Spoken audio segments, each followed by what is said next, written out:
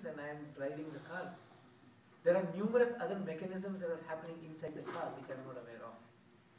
Slowly, slowly, as these levels of awareness starts to happen, and we are living in harmony with these three aspects of our life,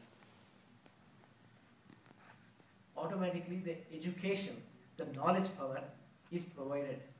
It automatically starts to happen. So anytime, those are the three things that we talked about. Couple of months ago we talked about how to sleep in the night. How to sleep in the night, that also is attuned towards Vastu.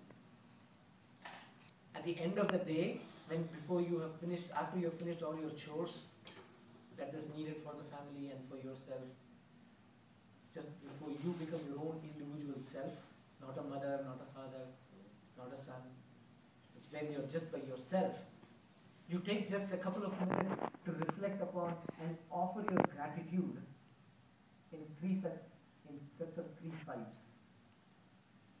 So one is that on a physical level, we offer our thanks and gratitude to this individual self, to our family, to the community, to the nation, and then the fifth one is this entire universe. That's the first set of five. The second set of five is we offer our thanks on this physical plane to our five senses: the sight, the smell, the taste, the hearing, and the touch. Those five which have enabled us to have a great quality of life for this particular day. Second set of five. Third set of five is even more subtler, and that one represents the Panchabhuta, or the five elements that supports all of us, whether we are living or non-living as in the form of rocks. The sets of five, thumb being Agni, the pointy finger being Vayu, Akasha being the tallest middle finger, the ring finger is the earth, and the pinky finger is water. Apaha, five sets. So you live day in and day out in Vastu when you practice these things. When all these things start to happen, come together, at that time the life becomes very harmonious. Life starts to flow. Life just flows. Because if life were to get stopped because of some problems that we are facing in life, that's why we say life flow like a river. If you notice, if water kind of gets stagnated at some portion, at certain areas of the river, algae and other things starts to form. But when it is a clear flowing water that happens, at that point, we are crystal clear. Our thoughts are crystal clear. And at the beginning of each of the sessions, when I say Om Namo Narayanaya, Narayana is Narasya iti Narayana. Narasyam, Naram means water. That which has filled this entire world with water. Naram. From there comes Narayana. So when we are in full awareness of the aspects of the flowing aspects, and we identify ourselves that we have to constantly flow like a river, then at that point the harmonizing starts to happen. So key takeaway is, anytime we are doing anything that we do in this life, we have to think in three-dimensional forms. Adi Daivika, Adi Bhautika, Adhyatmika. And that's the reason why we chant Om Shantihi, Shantihi, Shantihi. Or sometimes we chant some of the shlokas 3 times. So every time you now chant, you offer your gratitude towards each of those 3 aspects. And then life takes on a special meaning.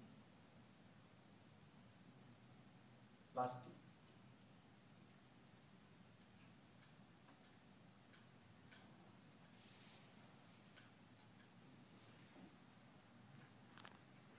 One more comment that was made last month, a couple of months ago, on water. Since we're talking about water, somebody mentioned, I also mentioned the same thing. Water is the elixir of life, the best beverage that you can ever have. Not Coke, not Diet Pepsi, water. Is everything made of water? Even Coke? Yeah, So water is the basic, right? water is the basic.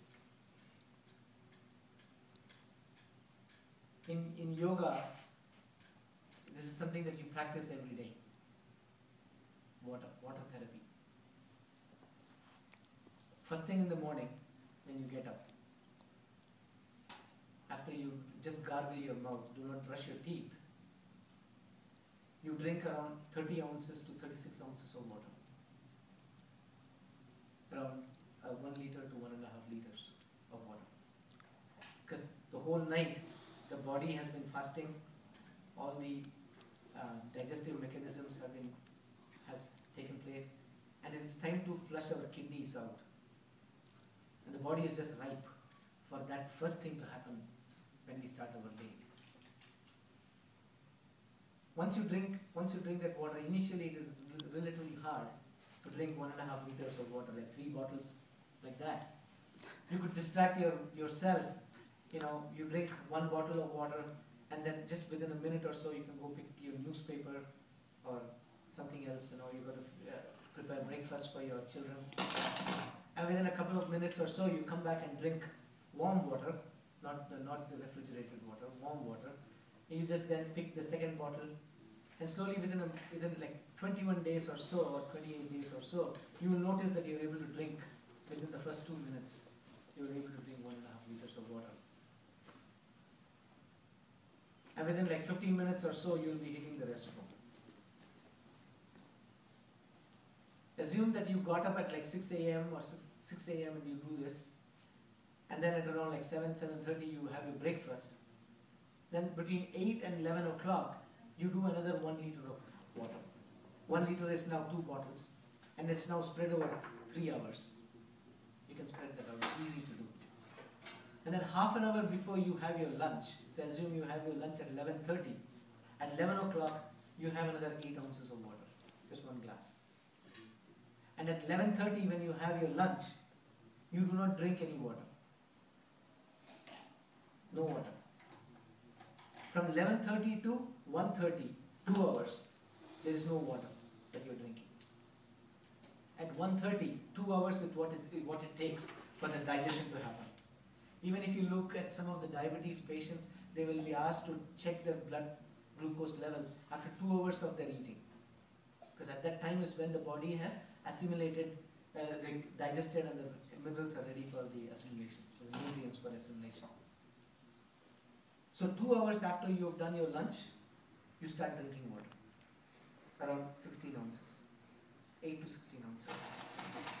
Then now between 1 and 5, you again drink another 1 liter of water. It's easy to do again, 4 hours. In this time, you can also have your fruits, fruit juices. In the morning also, in the breakfast, you can have fruits and fruit juices. Then assuming again you have your lunch, your dinner now by say 7 p.m. or 7:30 p.m. At least 2 hours before you go to bed. 7:30, 7:30 is ideal. Again by 7 o'clock you cut out all water. Half an hour after that, at 7:30 you have your dinner. Again at dinner time, you are not drinking any water. And at 9:30, again have 8 ounces of water. 2 hours. So if you follow this throughout, you would have consumed close to around a gallon of water, 3.25 to 4 liters of water. Vegetarians, 3.5 to 3.75 liters.